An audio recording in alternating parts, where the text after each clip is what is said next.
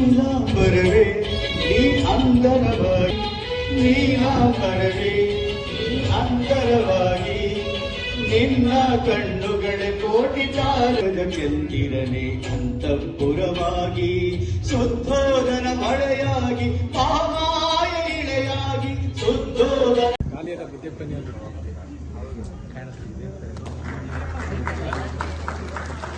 ನೋಡಿ ಈ ಕಡೆ ನೋಡಿ.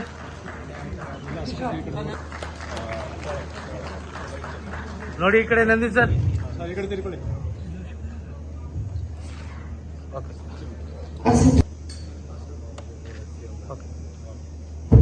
ಹೇಳ್ತೀನಿ ಅಂತ ನಾರಾಯಣ. ನಮೋ ಭಗವತೋ ಅರ್ಹತೋ ಸಮ್ಮಾ ಸಂಬುದ್ಧಸ್ಸ. ನಮೋ ತಸ್ಸ ಭಗವತೋ ಅರ್ಹತೋ ಸಮ್ಮಾ ಸಂಬುದ್ಧಸ್ಸ. ನಮ್ಮ ಜಿಲ್ಲೆಗೆ ಬಂದಿದ್ದೀನಿ ನಾನು, ಅದು ನನಗೆ ಖುಷಿ ಆಗ್ತದೆ. ಬಹುಶಃ ಎಲ್ಲಾ ಜಿಲ್ಲೆ ಕಂಪೇರ್ ಮಾಡಿದ್ರೆ ನಮ್ಮ ಜಿಲ್ಲೆ ಸ್ವಲ್ಪ ಸ್ಲೋ ಆಗಿ ಪಿಕಪ್ ಆಗಿದೆ. ಬಹುಶಃ BSA ಅವರ ಶ್ರಮದಿಂದ ಮತ್ತು ಇಲ್ಲಿನ ಲೋಕಲ್ ಸಂಘ ಸಂಸ್ಥೆಗಳಿಂದ ಆ ಜಾಗೃತಿ ಮೂಡಿದೆ ಅಂತ ನಾನು ಭಾವಿಸ್ತೀನಿ. ಈಗ ಇವತ್ತಿನ ದಿನ ಏನು ಅಂತ ನಿಮ್ಗೆಲ್ಲ ಚೆನ್ನಾಗಿ ಗೊತ್ತಿದೆ. ಭಗವಾನ್ ಬುದ್ಧ ಪೂರ್ಣಿಮೆ ಅಂತ ಕರಿತೀವಿ. ನಮಗೆ ಸತ್ಯ ಗೊತ್ತಾಗೋ ಮೊದಲು ಇದನ್ನ ಗುರು ಪೂರ್ಣಿಮೆ ಅಂತ ಕರೀತಾ ಇದ್ರು ನಾವು ಸ್ಕೂಲ್ ಕಾಲೇಜಲ್ಲಿ ಇರಬೇಕಾದ್ರೆ. ಆದ್ರೆ ಯಾವ ಪೂರ್ಣಿಮೆ ಅಂತ ನಮ್ಗೆ ಗೊತ್ತಿರ್ಲಿಲ್ಲ. ಬಹುಶಃ ನಮ್ಗೆ ಧರ್ಮ ಗೊತ್ತಾದ ಮೇಲೆ ಬುದ್ಧ ಪೂರ್ಣಿಮೆನೇ ಗುರು ಪೂರ್ಣಿಮೆ ಆಗಿ ಬದಲಾಗಿದೆ ಅನ್ನೋದು ಸತ್ಯ ನಮ್ಗೆ ಗೊತ್ತಾಯ್ತು. ನಂತರ ಕೆಲವು ವಿಷಯಗಳು ನಮ್ಮನ್ನು ಯಾವಾಗಲೂ ಗೊಂದಲಕ್ಕೆ ಏಟು ಮಾಡ್ತದೆ.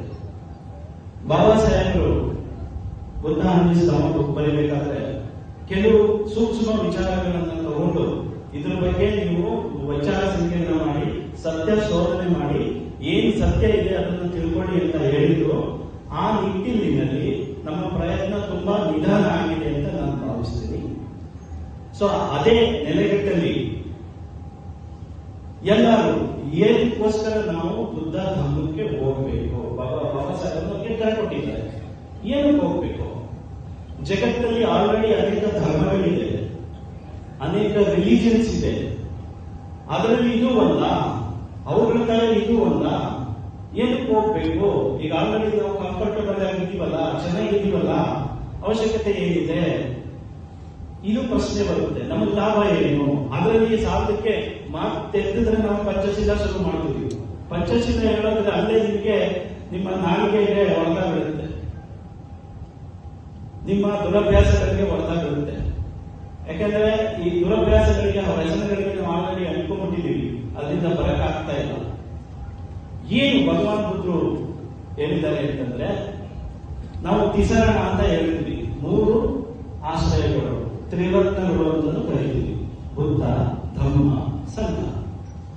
ಏನು ಇದು ಅರ್ಥ ಮಾಡ್ಕೊಂಡ್ರೆ ನಾವು ಏನು ಧರ್ಮಕ್ಕೆ ಹೋಗ್ಬೇಕು ಅನ್ನೋದು ನಿಮಗೆ ಖಂಡಿತವಾಗ್ಲೂ ಅರ್ಥ ಆಗ್ತದೆ.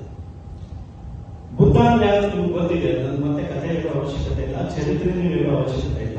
ನಾನು ಹೇಳ್ಬೇಕಾಗಿರೋದು ಧರ್ಮ ಅಂದ್ರೆ ಏನು? ಧರ್ಮ ಅಂತ ಅರ್ಥ ಮಾಡಿಕೊಂಡು ನಂತರ ನೀವು ಧರ್ಮಕ್ಕೆ ಹೋಗ್ಬೇಕು.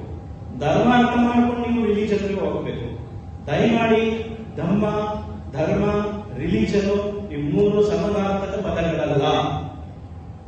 ಈ 3 ಭಿನ್ನ ಅರ್ಥವನ್ನು ಕೊಡ್ತಕ್ಕಂಥ ಪದಗಳು. ಆದ್ರೆ ನಾವು ಅದನ್ನು ತಪ್ಪಾಗಿ ತಿಳ್ಕೊಂಡಿದ್ದೀವಿ. ಏನು ಧರ್ಮ ಅಂದ್ರೆ? ಭಗವಾನ್ ಬುದ್ಧರು ಜಗತ್ತಿಗೆ ಧರ್ಮವನ್ನು ಕೊಟ್ಟಿದ್ದಾರೆ. ಅವರು ಹೇಳಿರ್ತಕ್ಕಂಥ ಬೋಧನೆಗಳಲ್ಲಿ, ತ್ರಿಪಿಟಕಗಳಲ್ಲಿ ದಾಖಲಾಗಿರ್ತಕ್ಕಂಥದ್ದು ಧರ್ಮ. ಏನದು ಧರ್ಮ? ಸಿಂಪಲ್ ಆಗಿ ಹೇಳಬೇಕಂದ್ರೆ ಅಸ್ತಿತ್ವದ ವಾಸ್ತವಿಕ ಸತ್ಯಗಳು ಏನಿದೆ ಅದು ಧರ್ಮ. ಅಸ್ತಿತ್ವದ ವಾಸ್ತವಿಕ ಸತ್ಯಗಳ ಜೊತೆಗೆ ಕೆಲವು ಅಸತ್ಯಗಳಿವೆ, ಅದನ್ನು ಸಂಪ್ರದಾಯವಾಗಿ ನಾವು ಬಳಸ್ತಾ ಇದ್ದೀವಿ. ಅದನ್ನು ಕೂಡ ಅವರು ಹೇಳಿದ್ದಾರೆ. ಸೊ ಧರ್ಮ ಅಂತಂದ್ರೆ ಅಸ್ತಿತ್ವದ ವಾಸ್ತವಿಕ ಸತ್ಯಗಳು. ಏನದು ಅಸ್ತಿತ್ವದ ವಾಸ್ತವಿಕ ಸತ್ಯಗಳು? ಅವರು ಹೇಳಿರೋದು ಸುಮಾರು 46,000ಕ್ಕಿಂತ ಹೆಚ್ಚು ವಾಸ್ತವಿಕ ಸತ್ಯಗಳನ್ನು ಹೇಳಿ ಹೋಗಿದ್ದಾರೆ. ಬಟ್ ಅಷ್ಟನ್ನು ನಾವು ಅರ್ಥ ಮಾಡೋಕೆ ಆಗ್ತಾ ಇಲ್ಲ. ಏನು ಮೂಲಭೂತವಾಗಿ ಏನು ಅಂತಂದ್ರೆ, ಅವರು ಹೇಳೋದು ಭೂಮಿ ಮೇಲೆ ಇರ್ತಕ್ಕಂಥ ಪ್ರತಿ ಮಾನವ ಜೀವಿ, ಬುದ್ಧನ ಕಾಲದಲ್ಲಿ ಧರ್ಮಗಳಿರಲಿಲ್ಲ, ರಿಲಿಜನ್ಗಳಿರಲಿಲ್ಲ, ಮತಗಳು ಸಹ ಇರಲಿಲ್ಲ. ಇದು ನಂತರ ನಾಮಕರಣ ಆಗಿರ್ತಕ್ಕಂಥದ್ದು. ಹಾಗಾಗಿ ಈಗ ನಾವು ಬೌದ್ಧ ಧರ್ಮ ಅಂತಲೂ ಸಹ ಕರಿತೀವಿ. ಯಾಕೆ ಬೌದ್ಧ ಧರ್ಮ ಅಂತ ನಂತರ ಹೇಳ್ತೀವಿ. ಈಗ ಬುದ್ಧರು ಏನ್ ಹೇಳ್ತಾರೆ ಅಂತಂದ್ರೆ, ಭೂಮಿ ಮೇಲೆ ಹುಟ್ಟತಕ್ಕಂಥ ಪ್ರತಿ ಮಾನವ ಜೀವಿ ಪಂಚಖಂಡಗಳಿಂದ ನಿರ್ಮಾಣ ಆಗಿದೆ ಅಂತ ಹೇಳ್ತಾರೆ. ಪಂಚಖಂಡಗಳು ಏನದು? ಪಂಚಖಂಡ ಅಂದ್ರೆ ಮೊದಲು ನಾಮರೂಪ ಅಂತ ಹೇಳ್ತಾರೆ ಬಾಳಿನಲ್ಲಿ. ನಾಮ ಅಂದ್ರೆ ರೂಪ ಅಂದ್ರೆ. ನಾಮ ಅಂತಂದ್ರೆ ಮನಸ್ಸಿಗೆ ಸಂಬಂಧಪಟ್ಟ ಎನರ್ಜಿಗಳು.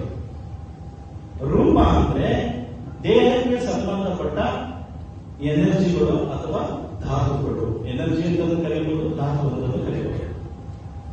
ನಾಮರೂಪ ಅಂದ್ರೆ ಬಾಡಿ ಮೈಂಡ್ ಅಂತ ಎಷ್ಟು ಜನ ಅನ್ಕೊಂಡಿದ್ದಾರೆ. ಖಂಡಿತ ತಪ್ಪು. ಬಾಡಿ ಮೈಂಡ್ ಅಲ್ಲ, ಮೈಂಡ್ಗೆ ಅವಶ್ಯಕವಾದಂತಹ ಸೂಕ್ಷ್ಮ ಎನರ್ಜಿಗಳು.